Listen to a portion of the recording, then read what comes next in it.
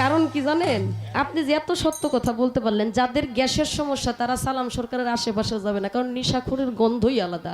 অত মোটা জিনিসটা তো মোটা। ও মোটা দেখে অভ্যাস হয়েছে না। কারণ কি জানেন, আপনি যে এত সত্য কথা বলতে পারলেন, যাদের গ্যাসের সমস্যা তারা সালাম সরকারের আশেপাশে যাবে না, কারণ নিশাখোরের গন্ধই আলাদা।